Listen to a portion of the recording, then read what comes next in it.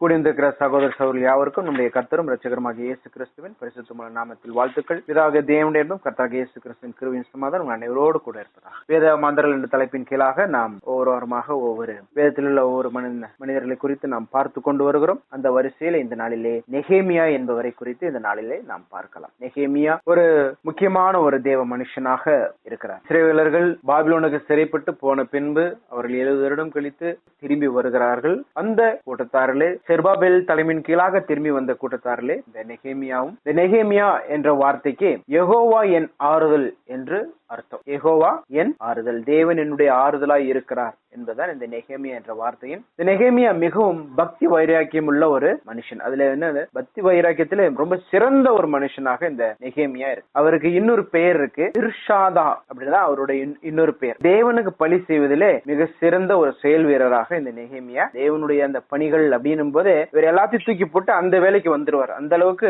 ஒரு சிறந்த செயல் வீரராக நெகேமியா இருக்கிறார். அதே போல ஒரு மிக சிறந்த ஜெப வீரராக இவர் இருக்கிறார். இவர் ஜெபம் பண்ண மாத்திரத்திலே அவர் என்ன நோக்கத்திற்காக ஜெபிக்கிறாரோ அது நிறைவேறத்தக்கதாக மிக சிறந்த ஒரு ஜெப வீரராக நெகேமியா இருக்கிறார். நெகேமியாவோட தொழில் என்ன அப்படின் போது, பாபிலோன்ல சூசான் அரண்மனை அப்படின்னு ஒண்ணு இருக்கு. அந்த சூசான் அரண்மனையிலே இவர் பானபத்திரக்காரனாக அவர் இருக்கு. அர்த்தசாஷ்டா அப்படின்ற ஒரு ராஜாவினுடைய பானபத்திரக்காரனாக இந்த நெகேமியா இருக்கிறார். பானபத்திரக்காரன் அப்படின்னும் போது அந்த ராஜாவுக்கு உணவுகள் சமைத்து கொடுப்பாங்க. அந்த உணவுகள் சமைக்கிறதுக்கு முன்னாடி ராஜா சாப்பிடுறதுக்கு முன்னாடி இன்னொருத்தர் சாப்பிடுவார். சாப்பிட்டு இதுல ஏதோ விஷயம் கலந்துருக்கா, இல்ல சுவை நல்லா இருக்கா, இந்த மாதிரி எல்லாம் டெஸ்ட் பண்றதுக்கு ஒரு ஆள் இருப்பாருல்ல, அந்த ஆளுக்கு பேர் தான் பானபத்திரக்காரன் அப்படின்னு சொல்லுவாங்க. இவர் இந்த நெகேமியா சூசான் அரண்மனையிலே, அர்த்தசாஸ்திரா என்ற ராஜாவுடைய அரண்மனையின் பேர் சூசான். அந்த சூசான் அரண்மனையில இவர் பானபத்திரக்காரனாக இருக்கிறார். நெகேமியா அந்த பாபிலோன் தேசத்திலே சூசான் அரண்மனையில அவர் இருந்தாலும் அவருடைய சிந்தனை எல்லாம் எப்போதுமே கர்த்தருடைய மக்களாகிய இந்த இஸ்ரவேல் மக்கள் அல்லது யூத மக்களை பத்தி தான் சிந்தனை. எப்போதும் அதே சிந்தனை தான் இருக்கு. கர்த்தருடைய மக்கள், கர்த்தருடைய பணி, கர்த்தருடைய நகரமாகிய எருசலேம், எப்போது இவர் மனசுல அது மட்டும்தான் ஓடிக்கிட்டே இருக்கு. ஆனா இவர் எப்படின்னா, அதாவது நம்ம சொல்லுவோம் இல்லைங்களா, ஆளு இங்க அவர் மனசு வேற எங்கேயோ இருக்கு அப்படின்னு நம்ம சொல்லுவீங்களா, அந்த மாதிரி தான் இவர். சூசான் அரண்மனையில இந்த பானபத்திரக்காரன் வேலை பார்த்தாலும் இவர் சிந்தனை எல்லாம் எப்போதும் எருசலேமை நோக்கியே இருக்கு. எருசலேம் பத்தின சிந்தனை தான் இவர் மனசு ஃபுல்லா. கர்த்தருடைய மக்கள் அவர்கள் எப்படி எருசலேமில் கஷ்டப்படுறாங்களா, என்ன ஏது, அதே சிந்தனை தான் அவர் ஓடிக்கிட்டு இருக்கும். அதே போல கர்த்தருக்கு என்று, தேவனுக்கு என்று என்னென்ன பணிகள் செய்யலாம், இந்த யூத மக்களை எப்படி விடுவிக்கலாம், இந்த மாதிரியான சிந்தனைகள் தான். அதே போல எருசலேமிலே தேவாலயம் என்ன சுட்டரிக்கப்பட்டிருக்கிறது, அதெல்லாம் எப்படி இருக்கிறது என்ற அதே சிந்தனை மட்டும்தான் இந்த நெகேமியாவுடைய மனசுல எப்போதும் ஓடிக்கிட்டு இருக்கும். அதை குறித்த சிந்தனை, அதை குறித்த அக்கறை மட்டும்தான் இந்த நெகேமியாவுடைய மனசுல எப்போதும் ஓடி இருக்கும். அவர் தன் வாழ்நாளிலே ஒரு குறிக்கோளை வைத்து செயல்பட்ட ஒரு மனுஷனாக இந்த நெகேமியா இருக்கிறார். நம்ம போய் இந்த எருசலேம் நகரத்திலே போய் இந்த கர்த்தருடைய ஆலயத்தை நாம் பழுது செய்ய வேண்டும், மக்களை எல்லாம் நாம் கர்த்தரிடத்துல திருப்ப வேண்டும் என்ற ஒரே அந்த சிந்தனையோடு, அந்த குறிக்கோளோடு எப்போதும் வாழ்ந்தவர் இந்த நெகேமியா. அதே போல தேவனிடத்தில் எந்த சூழ்நிலை இருந்தாலும் ஜெபம் செய்து அதை வெற்றி பெறத்தக்கதாக ஜெயம் கொண்டிருக்கிறார் இந்த நெகேமியா. எப்போதும் தேவனை நோக்கி ஜெபம் பண்ணுகிறது, விண்ணப்பம் பண்ணுகிறது. இதுதான் ஒரு கஷ்டமான ஒரு சூழ்நிலை அல்லது ஒரு மக்கள் கஷ்டப்படுறாங்க அப்படின்ற ஒரு செய்தி கேட்ட உடனே முதல்ல என்ன பண்றாரு, உடனே தேவனை நோக்கி ஜெபம் பண்றதுதான். அது இவர் எப்படின்னா, ஜெபம் பண்ணும் போது தேவனுக்கு முன்பாக தன்னை தாழ்த்தி அவர் ஜெபம் பண்ணுவார். அதுதான் அவரிடத்துல இருந்த ஒரு மிக சிறந்த ஒரு குணம். தன்னை தாழ்த்தி, தேவனுக்கு முன்பாக தன்னை தாழ்த்தி, தேவனே என்னுடைய விண்ணப்பத்தை நீ கேட்டவர்களும் அப்படின்ற ஒரு தாழ்மையுள்ள ஒரு ஜெபத்தை நெகேமியா எப்பொழுதுமே ஏறெடுக்கிறவராக இருக்கிறார். எப்போதுமே ஒரு ஜெபம் இப்படிதான் இருக்கு. நியாயப்பிரமாணத்தை முழுவதும் மக்கள் கற்றுக்கொள்ளும்படியாக எஸ்ரா என்பவரோடு கூட சேர்ந்து இந்த நெகேமியா செயல்பட்டிருக்கிறார். மோசேயினுடைய அந்த நியாயப்பிரமாணம் முழுவதையும் இந்த மக்கள் அறிந்து கொள்ளும்படியாக எஸ்ராவோடு கூட இவர் இணைந்து செயல்பட்டிருக்கிறார். இவரும் நல்ல ஒரு வேத ஒரு வல்லுநராக இந்த நெகேமியா இருக்கிறார். வேதத்தை எல்லாம், நியாயப்பிரமாண புஸ்தகத்தை எல்லாம் நல்லா கற்று தெரிந்தவராக நெகேமியா இருக்கிறார். அதை கற்றுக்கொண்டதோடு இல்லாமல் எஸ்ராவோடு சேர்ந்து அதை மக்களுக்கு அவர் அதை கற்றுக் கொடுத்து அதை தெரியப்படுத்துகிற ஒரு காரியத்தையும் இந்த நெகேமியா வல்லமையாக செயல்பட்டிருக்கிறார் என்று நாம் பார்க்கிறோம். அதே போல எருசலேம் தேவாலயத்தை சுற்றி இந்த மதில் சுவரெல்லாம் இருக்கும், அதையெல்லாம் மக்களுடைய ஒத்துழைப்போடு அவர் கட்டி முடிக்கிறார். இந்த எருசலேம் தேவாலயத்திலே நெகேமியாவோட ஒரு பங்கு மிக மிக ஒரு முக்கியமான ஒரு பங்கு இருக்கிறது. எப்படி எஸ்ரா போல செருபாபேல், ஆகாய், சகரியா இந்த தீர்க்கதரிசிகளோட பங்கு அதே அவர்கள் எல்லாம், அதே போல நெகேமியாவும் எருசலேம் நகரத்தை எழுப்புகிறதுல ஒரு மிக ஒரு பங்கு பெற்றவராக இந்த நெகேமியா இருக்கிறார். ஏனென்றால் யூதர்கள் திரைப்பட்டு போகும்போது இந்த பாபிலோன்ல இருந்து அந்த நேபுகாத்நேசர் என்ன பண்றாரு, அந்த எருசலேம் தேவாலயத்தை எல்லாம் எரிச்சிடறான். அதுல இருக்கிற அந்த பனிமுட்டுகள் எல்லாவற்றையும் அவன் எடுத்துக்கொண்டு போய் விடுகிறான். அதற்கு பின்பு இந்த எருசலேம் தேவாலயத்தை எல்லாம் அவங்க எரிச்சிடறாங்க. இப்ப எருசலேம் ரொம்ப பாழாய் கிடக்கிறது. அந்த 70 வருடத்துல அவர்கள் திரும்பி வரும்போது போது அதுல எல்லாம் அந்த பழுது எல்லாம் சரிப்படுத்துகிறார்கள். ஒவ்வொருத்தரும் அவர்கள் பங்கை கொடுத்திருக்கிறார்கள். அதே போல நெகேமியாவும் ஒரு மிக சிறந்த ஒரு பங்கை இந்த எருசலேம் தேவாலயத்தை எழுப்புகிறதுல ஒரு மிக சிறந்த ஒரு பங்கை நெகேமியாவும் கொடுத்திருக்கிறார். அதே போல எருசலேமில் அலங்கத்தை எல்லாம் கட்டி முடித்த பின்பு அவர் தேவனுடைய நாம மகிமைக்கென்று அதை பிரதிஷ்டையும் செய்கிறார். மக்கள் பரிசுத்தமாய் வாழும்படி அந்நிய நுகத்தில் இருந்த மக்களை இவர் மாற்றுகிறார். அதாவது எருசலேம்ல இருந்த ஒரு சில யூத மக்கள் என்ன பண்றாங்கன்னா இன்னும் அந்த ஒரு அந்நிய ஒரு பிணைப்பிலேயே இருக்கிறார். தேவனால் அருவருக்கப்பட்ட இன மக்கள் இன்னும் இந்த எருசலேம் நகரத்துல இருக்கிறாங்க. அவர்களோடு இவர்கள் சம்பந்தம் பண்ணி கொள்ளுகிறார்கள். அதையெல்லாம் இந்த நெகேமியா கண்டித்து உணர்த்துகிறார். வலிமையான தேவ பணிகளை இந்த நெகேமியா செய்திருக்கிறார். வேதத்திலிருந்து ஒரு சில வசனங்களை நாம் வாசிக்கலாம். இந்த நெகேமியோடைய வரலாறு ஃபுல்லா இந்த நெகேமியா புஸ்தகத்துல மட்டும்தான் இருக்கு. இந்த நெகேமியா புஸ்தகத்துல ஒரு தனித்தன்மை இருக்கு. எப்படின்னும் போது மற்ற புஸ்தகங்களை நீங்க கம்பேர் பண்ணும் போது இப்ப பார்க்கும்போது இப்ப எஸ்ரா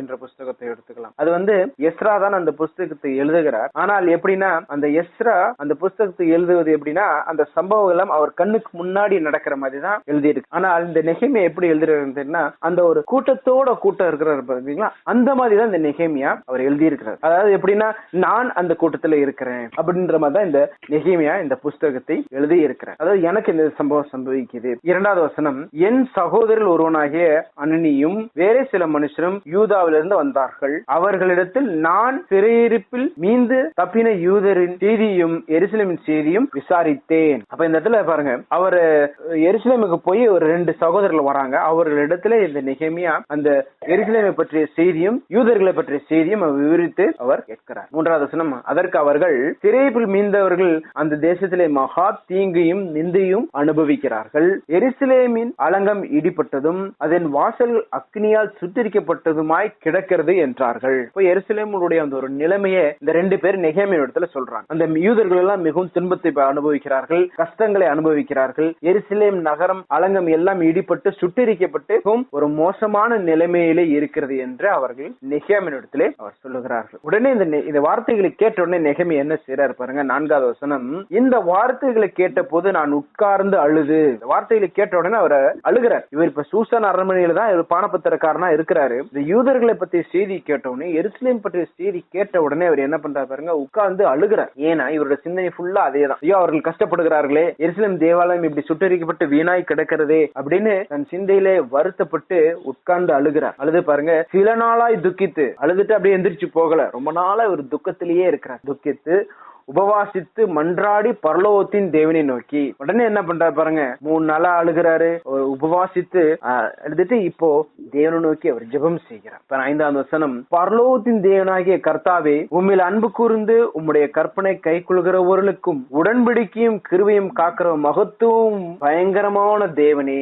தேவனை எப்படி ஒரு மகிமைப்படுத்துறாரு பாருங்க. அன்புள்ள ஒரு தேவன், உம்முடைய கற்பனைகளை கை கொள்கிறவர்களுக்கு நீர் கிருபையும் தருகிற தேவனாய் இருக்கிறீரே என்று தேவனை மகிமைப்படுத்துகிறார். 6வது வசனம், உமது அடியாராகிய இஸ்ரவேல் புத்திரருக்காக இன்று இரவும் பகலும் உமக்கு முன்பாக மன்றாடி இஸ்ரவேல் புத்திரராகிய நாங்கள் உமக்கு விரோதமாக செய்த பாவங்களை அறிக்கையிடுகிற அடியானுடைய ஜெபத்தை கேட்கிறதற்கு உம்முடைய செவியை கவனித்தும் உம்முடைய கண்கள் திறந்தும் இருப்பதாக நானும் என் தகப்பன் வீட்டாரும் பாவம் செய்தோம். எப்படி ஒரு தாழ்மையுள்ள ஒரு ஜெபத்தை நெகேமியா ஏறெடுக்கிறார். தேவனை நோக்கி உமக்கு முன்பாக நாங்கள் பாவம் செய்திருக்கிறோம். இவர் மொத்தமா இவர் சொல்லாம இவர் எப்படி சொல்றாரு, நானும் பாவம் செய்திருக்கிறேன், உமக்கு விரோதமாக நானும் பாவம் செய்திருக்கிறேன் என்று மன்றாடி அவர் ஜெபிக்கிறார். தன்னை தாழ்த்தி அவர் தேவனை நோக்கி அவர் ஜெபம் செய்கிறார். 7வது வசனம், நாங்கள் உமக்கு முன்பாக மிகவும் கெட்டவர்களாய் நடந்தோம். நீர் உம்முடைய தாசனாகிய மோசேக்கு கற்பித்த கட்டளைகளையும் கற்பனைகளையும் கட்டளையும் நியாயங்களையும் கைக்கொள்ளாதே போனோம். வேதனை உள்ள ஒரு ஜெபத்தை இந்த இடத்துல ஏறெடுக்கிறார். நாங்கள் உமக்கு ஒரு விரோதமாக பாவம் செய்தோம், உம்முடைய கற்பனைகளை நாங்கள் கைக்கொள்ளவில்லை, நீர் மோசே மூலமாக கொடுத்த அந்த கட்டளைகளை நாங்கள் கைக்கொள்ளாமல் போனோம். நீங்கள் என் கட்டளைகளை மீறினால் நான் உங்களை ஜாதிகளுக்குள்ளே சிதறிப்பேன் என்றும் நீங்கள் என்னிடத்தில் திரும்பி என் கற்பனைகளை கைக்கொண்டு அவள்படி செய்வீர்களானால் உங்களில் தள்ளுண்டு போனவர்கள் வானத்தின் கடையாந்தரத்தில் இருந்தாலும் நான் அங்கிருந்து அவர்கள் சேர்த்து என் நாமம் விளங்கும்படி நான் தெரிந்து கொண்ட ஸ்தலத்துக்கு அவர்களை கொண்டு வருவேன் என்றும் தேவன் உம்முடைய தாசனாகிய மோசேக்கு கட்டளையிட்ட வார்த்தையை நினைத்தருளும். தேவன் சொன்ன வார்த்தையை அப்படியே அவர் சொல்றார். என்ன சொல்றாரு, நீங்க என் கட்டளையை கை கொள்ளவில்லை என்றால் நான் உங்களை சிதறடிப்பேன், நீங்கள் கை கொண்டு நடந்தால் என்றால் நீங்க எங்க இருந்தாலும், உலகத்துல எந்த மூலையில நீங்க இருந்தாலும், நான் உங்களுக்கு கட்டளை கொடுத்த அந்த தேசத்துக்கு உங்களை கொண்டு வந்து சேர்ப்பேன் அப்படின்னு தேவன் சொன்ன வார்த்தையை நெகேமியா நினைவு கூர்ந்து இந்த வார்த்தைகளை நீ நினைத்தருளும் என்று தேவனை நோக்கி அவர் விண்ணப்பம் செய்தார். தேவரின் உமது மகா வல்லமையினாலும் உமது பலத்த கரத்தினாலும் மீட்டுக்கொண்ட உமது அடியாரும் உமது ஜனங்களும் இவர்கள் தானே. இந்த யூதர்கள் இஸ்ரவேலிலே கஷ்டப்படுகிறார். அவர் இந்த இடத்துல சொல்றாரு, அந்த கஷ்டப்படுகிற மக்கள் எல்லாருமே யாரு? இவர்கள் தானே, உம்முடைய ஜனம் தானே அப்படின்னு நெகேமியா இந்த இடத்துல சொல்றார். 11வது வசனம், ஆண்டவரே உமது அடியானின் ஜெபத்தையும் உமது நாமத்துக்கு பயப்பட வேண்டும் என்ற விரும்புகிற உமது அடியாரின் ஜெபத்தையும் உமது செவிகள் கவனித்திருப்பதாக. இன்றைக்கு உமது அடியானுக்கு காரியத்தை கைகூடி வரப்பண்ணி இந்த மனுஷனுக்கு முன்பாக எனக்கு இரக்கம் கிடைக்க பண்ணியருளும் என்று பிரார்த்தனை செய்தேன். நெகேமியா தான் செய்கிற அந்த பிரார்த்தனை இந்த இடத்துல விவரித்து சொல்றார். நாங்கள் எல்லாம் சிதறுண்டு இருக்கிறோம். இந்த எருசலேமிலே அநேக மக்கள் துன்பப்படுகிறார்கள். இவர்கள் எல்லாம் உம்முடைய ஜனம். நாங்கள் எல்லோரும் உம்முடைய கற்பனைகளை நாங்கள் விட்டு விலகினோம். நாங்கள் மறுபடியும் உம்மை ஒன்று சேரும்படியாக நீர் எங்களை நினைத்தருளும். நாங்கள் எந்த மூலையில் இருந்தாலும் நீர் எங்களை கூட்டி சேர்ப்பீர் என்று சொல்லி இருக்கிறீரே. அதனால் நாங்கள் எங்களை கூட்டி சேர்த்தருளும். நாங்கள் படுகிற துன்பங்களின் துயரங்களையும் நீர் கண்ணோக்கி பாரும். அவற்றை எல்லாவற்றிலும் எங்களுக்கு விடுதலை தாரும் என்று மன்றாடி நெகேமியா தேவனை நோக்கி ஜெபம் செய்கிறார். நான் ராஜாவுக்கு பானபத்திரக்காரனா இருக்கிறேன் என்று இந்த 1ஆம் அதிகாரம் முடிகிறது. இந்த இடத்துல அவரு எருசலேமையும் எருசலேமில் வாழ்கிற இந்த யூதர்களையும் படுகிற கஷ்டத்தை கேட்ட உடனே அவர் தேவனை நோக்கி ஏறெடுக்கிற ஒரு தாழ்மையுள்ள ஒரு விண்ணப்பத்தை இந்த 1ஆம் அதிகாரத்துல 2ஆம் அதிகாரத்துல பாருங்க, இவர் என்ன பண்றாருன்னா, இப்ப இந்த எருசலேமில மக்கள் கஷ்டப்படுகிறத பார்த்தோன்னே இவரு ராஜாவின் இடத்துல இவர் போய் விண்ணப்பம் பண்றாரு. என்ன, நான் எருசலேமுக்கு போக வேண்டும், என்னை நீங்க அனுப்பி வைக்க வேண்டும், போகிற வழியில எனக்கு எந்த கஷ்டம் வராதபடிக்கு, மற்ற ஜனங்கள் எல்லாம் என்ன வந்து கேள்வி கேட்காதபடிக்கு நீர் வந்து கடிதங்களை எழுதி கொடுக்கணும் அப்படின்னு சொல்லிட்டு அர்த்தசாஸ்திரம் இந்த ராஜாவின் இடத்துல அவர் கேட்கிறார். இது எப்படின்னா, இந்த ராஜா வந்து சாப்பிடறதுக்கு உட்கார்றாரு. சாப்பிடறதுக்கு உட்கார்ந்தோடனே நெகேமியா சாப்பாடு எல்லாம் இந்த ராஜாவுக்கு பரிமாறுறாரு. பரிமாறும் போது ராஜா பாக்குறாரு, இவருடைய முகம் ரொம்ப வாட்டமா இருக்கு, நெகேமியோட முகம். அர்த்தசாஸ்திர ராஜா வந்து நெகேமியை பார்த்து கேட்கிறாரு, ஏன் இப்படி ரொம்ப உன்னோட முகம் இப்படி ரொம்ப வாட்டமா இருக்கு அப்படின்னு கேட்கும் போது, அப்போ ஒரு நெகேமியா சொல்றாரு, 5ஆம் வசனம், ராஜாவை பார்த்து, ராஜாவுக்கு சித்தமாய் இருந்து அடியானுக்கு உமது சமூகத்தில் தயவு கிடைத்ததனால் என் பிதாக்களின் கரையில் இருக்கும் பட்டணத்தை கட்டும்படி யூதா தேசத்துக்கு நீர் என்னை அனுப்ப வேண்டிக் கொள்ளுகிறேன் என்றேன். இவர் ரொம்ப சோகமா இருக்கும் போது ராஜா அவரை பார்த்து கேட்கிறார், ஏன் இப்படி இருக்கேன் போது, அப்ப இவர் சொல்றார், என்னுடைய மக்கள் அந்த இஸ்ரேலிலே கஷ்டப்பட்டு கொண்டிருக்கிறார்கள், என்னுடைய பிதாக்களுடைய கல்லறைகள் இருக்கும் அந்த பட்டணத்திற்கு நான் போக வேண்டும் அப்படின்னு இவரு ராஜாவின் இடத்துல அவர் கேட்ட உடனே அது அர்த்தசாஸ்திர ராஜாவும் இவருக்கு அந்த கடிதங்கள் எல்லாம் எழுதி கொடுக்கிறார். எழுதி கொடுத்த உடனே இவர் வந்து எருசலேமுக்கு போறார். 8வது வசனம், தேவாலயத்துக்கு இருக்கிற அரணின் கதவு வேலைக்கும் நகர அலங்கத்தின் வேலைக்கும் நான் தங்க போகிற வீட்டின் வேலைக்கும் வேண்டிய மரங்களை ராஜாவின் மனத்துக்காக ஆசாப் எனக்கு கொடுக்கும்படிக்கும் அடியானுக்கு ஒரு கடிதம் கட்டளையிடப்படுவதாக என்றேன். என் தேவனுடைய தயவுள்ள கரம் என் மேல் இருந்தபடியால் ராஜா அவைகளை எனக்கு கட்டளையிட்டார். எவ்வளவு அருமையான ஒரு வார்த்தையை இந்த நெகேமியா சொல்றார். இவர் வந்து இந்த ராஜாவின் இடத்துல போய் கேட்கிறாரு, நீங்க இந்த கடிதங்கள் எல்லாம் கொடுக்கணும் அப்படின்னு போது, அந்த கடிதங்கள் எல்லாம் அவருக்கு நெகேமியாக்கு எப்படி கிடைக்குதாம், தேவனுடைய தயவுள்ள கரம் என் மேல் இருந்தபடியால். இவர் நினைக்கிறது எல்லாமே இவருக்கு வாய்க்கிறது, இவர் கேட்கிறது எல்லாம் இவருக்கு கிடைக்கிறது. நெகேமியா எது கேட்கிறாரோ அது எல்லாம் இவருக்கு கிடைக்கிறது. எப்படி என்றால், தேவனுடைய தயவுள்ள கரம் இவர் மேல் இருக்கிறதா. இந்த தயவுள்ள கரம் இவர் மேல் இருக்கிறதுனாலே இவர் வேண்டுகிற எல்லா காரியமும் இவருக்கு கிடைக்கிறது என்று இந்த இடத்துல சொல்லுகிறார். அதற்கு பின்பு பார்க்கிறோம், இவர் எருசலேமுக்கு போகிறார். எருசலேம் தேவாலயத்தில் இந்த அலங்கத்தை எல்லாம் இவர் கட்டுவதற்காக முயற்சி செய்து அதற்கான காரியங்கள்லாம் அவர் செய்யறார். அலங்கத்தை எல்லாம் கட்டும் போது அவருக்கு இந்த சன்பலாத் என்ற உண்மையிடத்துல இருந்து நிறைய எதிர்ப்புகள் வருது. 4ஆம் அதிகாரம் 8வது வசனம், எருசலேம் மேல் யுத்தம் பண்ண எல்லாரும் ஏகமாய் வரமும் வேலையை தடுக்கவும் கட்டுப்பாடு பண்ணினார்கள். ஆனால் நாங்கள் எங்கள் தேவனை நோக்கி ஜெபம் பண்ணி அவர்கள் நிமித்தம் இரவும் பகலும் ஜாமக்காரர்களை வைத்தோம். இப்பொழுது யூதா மனிதர் சுமைக்கரின் பலன் குறைந்து போகிறது, மண்மேடு மிச்சமா இருக்கிறது, நாங்கள் அலங்கத்தை கட்டக்கூடாது. இந்த இடத்துல பகரம் அவருக்கு எதிர்ப்புகள் நிறைய வருது. ஆனால் நெகேமியா என்ன செய்யறாருன்னா, தேவனை நோக்கி தான் விண்ணப்பம் செய்கிறார். எதிர்ப்புகளை எதிர்க்கிறதுக்கான பலனை தேவனிடத்திலிருந்து கேட்கிறார். தேவனை நோக்கி ஜெபம் பண்ணி அந்த இரவும் பகலும் அந்த வேலைகள் தடைப்படாதபடிக்கு இவர்கள் என்ன செய்யறாங்க, ஜாமக்காரர்களை வைக்கிறார்களாம். எனவே இவர்கள் எதிரிகள் எல்லாம் இரவில் ஏதாச்சும் செஞ்சுட்டு போயிருவாங்க அப்படின்னு பயந்துகிட்டு என்ன பண்றாங்களா, தேவனை நோக்கி ஜெபம் பண்ணிட்டு இரவும் பகலும் ஜாமக்காரர்களை அங்கே வைக்கிறார்கள். அந்த வேலை தடப்படாதபடிக்கு ஜாமக்காரர்களை வைக்கிறார்கள் என்று சொல்லப்பட்டது. அதுக்கு பின்பு அவர்கள் அலங்கத்தை எல்லாம் அவர்கள் கட்டுகிறார்கள். 8ஆம் அதிகாரத்துல 1 முதல் 3 வசனங்கள் பாருங்க. ஜனங்கள் எல்லோரும் தண்ணீர் வாசலுக்கு முன்னாடி வீதியிலே ஒருமனப்பட்டு கூடி கர்த்தர் இஸ்ரவேலுக்கு கற்பித்த மோசேயின் நியாயப்பிரமாண புத்தகத்தை கொண்டு வர வேண்டும் என்று வேதபாரகன் எஸ்ராவுக்கு சொன்னார்கள். இப்போ என்ன எல்லாமே கட்டி முடிச்சு எல்லாம் சரி பண்ணியாச்சு. இப்ப என்ன பண்றாங்கன்னா, மக்கள் எல்லாம் அந்த தேவாலயத்துக்கு முன்பாக அவர்கள் நிற்கிறார். இந்த காரியத்தை நம்ம எஸ்ரா புத்தகத்திலே நாம் பார்ப்போம். அந்த இடத்துல என்ன பண்றோம்னா, மோசேயினால் கொடுக்கப்பட்ட அந்த நியாயப்பிரமாண புத்தகத்தை எஸ்ரா கொண்டு வர வேண்டும் என்று அந்த இடத்துல சொல்லப்படுகிறது. அப்படியே 7ஆம் மாதம் 1 தேதியில் ஆசாரியனாகிய எஸ்ரா நியாயப்பிரமாணத்தை புருஷரும் ஸ்திரீகளும் கேட்டு அறியத்தக்க அனைவருமாகிய சபைக்கு முன்பாக கொண்டு வந்து, இந்த எஸ்ரா அப்படின்ற ஒரு ஆசாரியன் தான் இந்த நியாயப்பிரமாண புத்தகத்தை கொண்டு வந்து தேவாலயத்துக்கு முன்பாக ஆண்களும் பெண்களும் எல்லாம் நிக்கிறாங்க. அவருக்கு முன்பாக இவர் இந்த நியாயப்பிரமாண புத்தகத்தை அவர் வாசிக்கிறதுக்காக கொண்டு வர தண்ணீர் வாசலுக்கு முன்னான வீதிக்கு எதிரே நின்று காலமே தொடங்கி மதியானம் மட்டும் புருஷர்களும் ஸ்திரீகளும் கேட்டு அறியத்தக்க மற்றவர்களுக்கு முன்பாக அதை வாசித்தான். அந்த நியாயப்பிரமாண புத்தகத்தை அவர் வாசிக்கிறார். சகல ஜனங்களும் நியாயப்பிரமாண புத்தகத்திற்கு கவனமாய் செவித்து கொடுத்தார்கள். இப்படி காலையிலிருந்து மதியானம் வரைக்கும் எஸ்ரா வாசிக்கிறார். மோசேயினுடைய நியாயப்பிரமாண புத்தகத்தை காலையில தொடங்கி மதியானம் வரைக்கும் இந்த எஸ்ரா வாசிக்கிறார். எஸ்ரா வாசிக்கிற வரைக்கும் இந்த ஜனங்கள் எல்லோரும் செவி கொடுத்து கேட்கிறார். நம்ம கூட சொல்லுவோம் இல்லையா, பின் டிராப் சைலன்ஸ் அப்படின்னு நம்ம சொல்லுவோம் இல்லையா, அந்த மாதிரி மக்கள் எல்லாம் அந்த நியாயப்பிரமாண புத்தகம் வாசிக்கப்படும் போது எல்லாம் கூர்ந்து அவர்கள் கவனிக்கிறார்கள், கவனமாய் செவி கொடுத்தார்கள் என்று பார்க்க. எஸ்ரா சகல ஜனங்களுக்கும் உயர நின்று சகல ஜனங்களும் காண புஸ்தகத்தை திறந்தான். அவன் அதை திறந்த போது ஜனங்கள் எல்லோரும் எழுந்து நின்றார்கள். அவர் அந்த புஸ்தகத்தை விரிக்கிறார். விரிச்சோடனே மக்கள் எல்லாரும் ஒரு மரியாதை நிமித்தம், அந்த ஒரு கணத்தை செலுத்துவது நிமித்தமாக எல்லாம் நிக்கிறாங்க. 6வது வசனம், அப்பொழுது எஸ்ரா மகத்துவமுள்ள தேவனாகிய கர்த்தரை ஸ்தோத்திரித்தான். ஜனங்கள் எல்லோரும் தங்கள் கைகளை குவித்து அதற்கு மறுமொழியாக ஆமேன் ஆமேன் என்று சொல்லி குனிந்து முகம் குப்புற விழுந்து கர்த்தரை பணிந்து கொண்டார்கள்.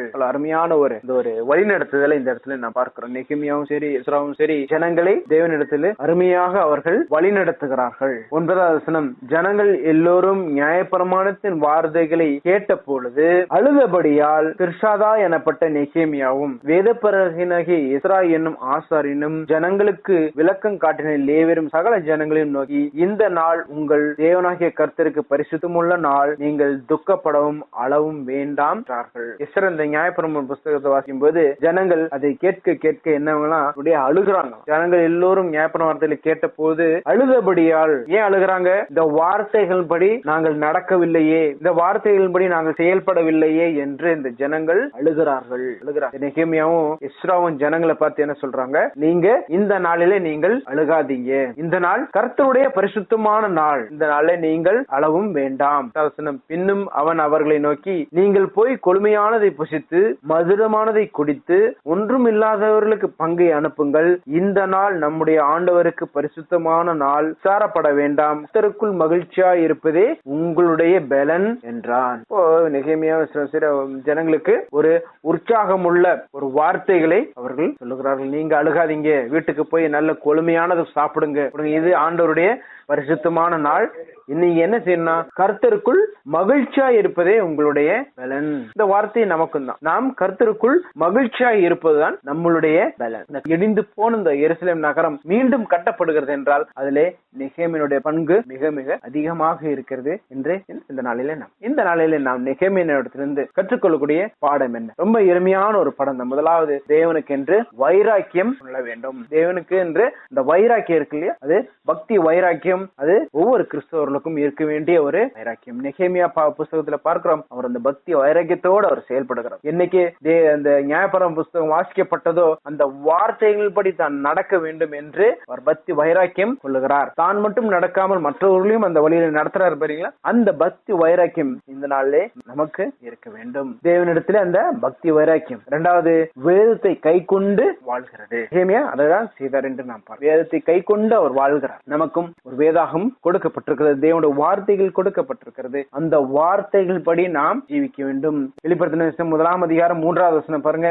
இந்த தீர்க்க தரிசன வசனங்களை வாசிக்கிறவனும் கேட்கிறவனும் இதிலே எழுதி இருக்கிறவர்களை கை கொள்கிறவர்களும் பாக்கியவான்கள். நம்முடைய கரங்களில் கொடுக்கப்பட்ட இந்த வார்த்தைகளை நாம் வாசித்து அதை கேட்டு அதில் எழுதி இருக்கிறதை நாம் கை கொண்டு நாம் ஜீவித்தால் நாம் பாக்கியவான்களாக நாம் இருப்போம். அதுதான் நெகேமியா இந்த நாளிலே நமக்கு காட்டுகிறார். அவரும் வேதத்தை கை கொண்டு வாழ்ந்தார். அதே போல நாமும் நம்முடைய கரங்களில் கொடுக்கப்பட்ட தேவனுடைய வார்த்தைகளுக்கு நாம் கை கொண்டு நாம் வாழ வேண்டும். மூன்றாவது காரியம், நெகேமியா விசுவாசத்திலும் ஜெபத்திலும் வல்லமையாய் உறுதியாய் இருந்தார். ஜெபத்திலும் விசுவாசத்திலும் அந்த உறுதித்தன்மை நம்ம இடத்துல இருக்க வேண்டும்.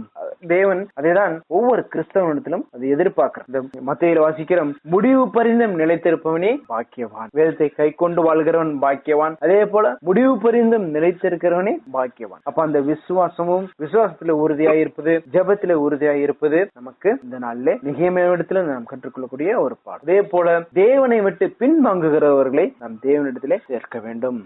நெகேமியா அதை தான் செய்தார். தேவனுக்கு விரோதமாக செயல்பட்டவர்களை அவர் தேவனிடத்தில் அவர் திருப்பி கொண்டு வரார் இல்லையா? அதே போல நாமும் நம்மால் முயன்ற வரை நம்முடைய சகோதரர்கள், சபையில் இருக்க சகோதரர்கள் ஒரு சில சூழ்நிலைகள் காரணமாக ஒரு சில அந்நிய உபதேசங்களிலே சிக்கிக் கொண்டிருக்க வாய்ப்பு. அப்பேற்பட்டவர்களை நாம் கண்டறிந்து நம்மால் முடிந்த வரை நாம் நம்முடைய சரியான சத்தியத்துக்குள்ளாக அவர்களை கொண்டு வர நாம் முயற்சிக்க வேண்டும். அது ரொம்ப ரொம்ப ஒரு முக்கியம். நம்ம பார்க்கிறோம், அந்நிய உபதேசங்கள் நிறைய இருக்கு. சரியான சத்தியத்திற்கு பின்பற்றி வாழ்கிறவர்கள் மிக மிக சொற்பமான ஜனங்களா இருக்கிறார். அவர்களை முடிந்தவரை நம்மால் முயன்றவரை அவர்களை நாம் நம்முடைய சரியான சத்தியத்துக்குள்ளாக கொண்டு வர வேண்டும். கிறிஸ்டியன் சபை என்பது தேவனால் தெரிந்து கொள்ளப்பட்ட சபை, அதுதான் சரியான சபை என்று நாம் முடிந்தவரை மற்றவர்களுக்கு சொல்லி அதை நாம் தேவனை விட்டு பின்வாங்குகிறவர்களை நாம் சரியான சத்தியத்துக்குள்ளாக கொண்டு வர வேண்டும். நெகேமியா செய்தது அதுதான். இந்த நாளிலே இந்த காரியத்தை குறித்து தான் நெகேமியா நமக்கு கற்றுக் கொடுக்கிறார். ஒன்னு பக்தி வைராக்கியம், இன்று வேதத்தை கை கொண்டு வாழ்வது, விசுவாசத்திலும் ஜெபத்திலும் உறுதியாய் இருப்பது, தேவனை விட்டு பின்வாங்குகிறவர்களை முடிந்தவரை நாம் தேவனிடத்திலே. இதுதான் இந்த நாளிலே நாம் நெகேமியாவிடத்திலிருந்து கற்றுக்கொள்ளக்கூடிய ஒரு பாடம். உங்கள் பொறுமையான கவனத்திற்கு நன்றி. தேவன் தாமே உங்கள் ஒவ்வொருவரையும் ஆசீர்வதிப்பாராக.